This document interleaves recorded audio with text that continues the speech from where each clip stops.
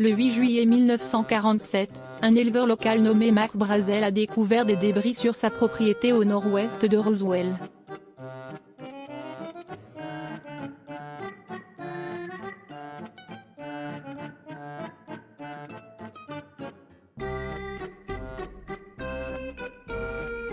Brazel a signalé sa découverte au shérif local, qui à son tour a contacté l'aérodrome de l'armée de Roswell, RAF.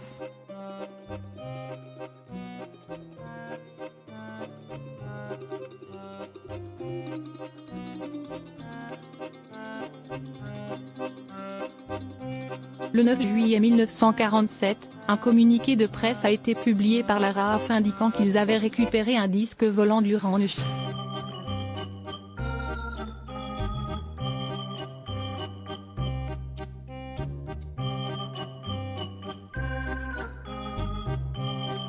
Cette nouvelle s'est rapidement répandue et a suscité un intérêt généralisé et des spéculations sur la possibilité d'une vie extraterrestre.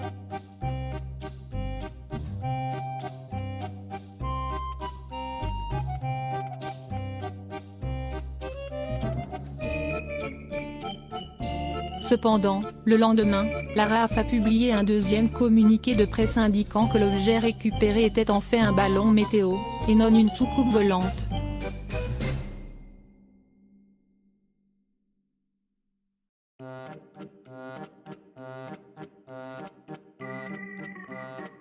Malgré cela, de nombreuses personnes ont continué à croire que le gouvernement dissimulait la véritable nature de l'objet récupéré.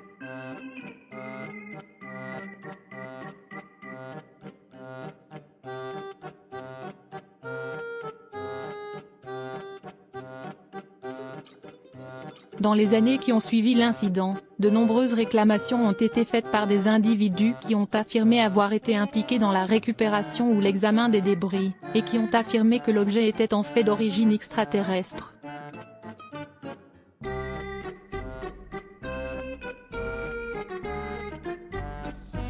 Ces affirmations ont été accueillies avec scepticisme par le gouvernement et l'armée américains, qui ont soutenu que l'objet récupéré était un ballon météo.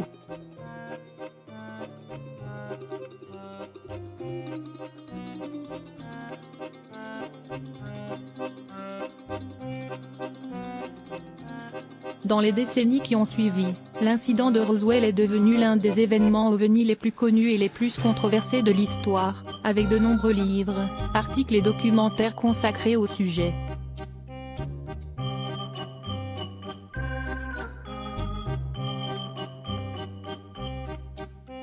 Malgré les explications officielles, de nombreuses personnes croient encore que le gouvernement dissimule la véritable nature de l'incident de Roswell et que l'objet récupéré était un vaisseau spatial extraterrestre.